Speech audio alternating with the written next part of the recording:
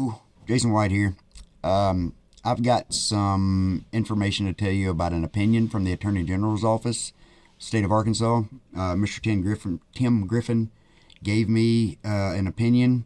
I'm going to try to break it down on how this all goes. It's not as easy as just picking up the phone and saying, "Hey, what is your opinion about this law?" They're not going to give you legal information like that. So there's a middleman. I had to use my state representative, Jeff Wardlaw. And what I did is I asked him a question about obstruction of governmental operations. My question was, can a person be arrested for obstruction of governmental operations 5-54-102 for failure to identify? And his answer is no. Law enforcement in Arkansas cannot arrest someone for failure to identify because they wanted your driver's license, or now this is minus them you driving a vehicle.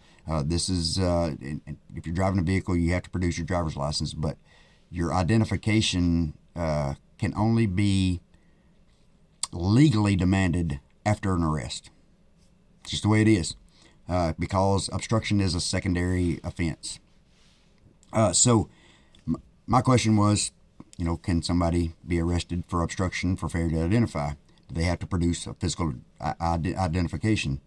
And like I said, his answer is no, but his exact answer is no. A suspect is not required to present, produce, or show his or her identification to a law enforcement officer before an offense for obstructing governmental operations under 5-54-102 can be charged or ticketed. So, just because they want your information doesn't mean that you have to legally hand it over.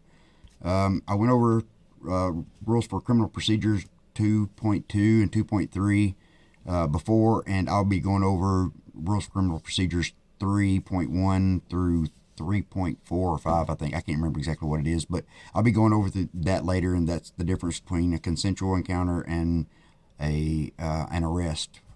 Enough for either RAS or PC. I don't know what it covers exactly, but I'll go over it later. So anyway, so I just want you to know, both law enforcement and citizens out there, that there has to be more to it than just demanding a physical ID. Just because you don't get that, it's not going to, number one, it's not going to help you in your investigation.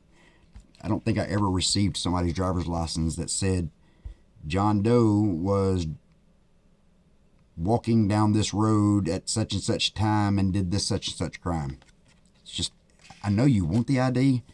I don't understand the need for it so badly here lately, but I've seen a lot of videos where it's like crack.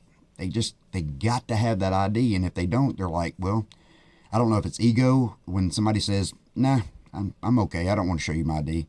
And they say, okay, well, turn around, put your hands behind your back, you're under arrest for failure to ID, which is dumb, because this Arkansas 5-54-102 doesn't say at all in the whole law from top to bottom, doesn't say if somebody fails to give you their ID, you can arrest them. It just doesn't say that, and they've been doing it regardless. So hopefully this information will get out more. This is public information. As a matter of fact, my opinion is number 2025-120. So go look it up. Go check it out. I just want y'all to know that this is significant. This opinion, I don't know why it hasn't been questioned up to this point, because the law has been around for, I don't know exactly when this law, usually it tells, but I'm not seeing when this law first come out. But anyway, but is it 2000? No, that's talking about Stufflebeam v. Harris. Okay, so anyway, Tim Griffin clarified this law. If you falsely identify, that's one thing, but if you fail to identify, that's another. But anyway, if you got any questions, let me know.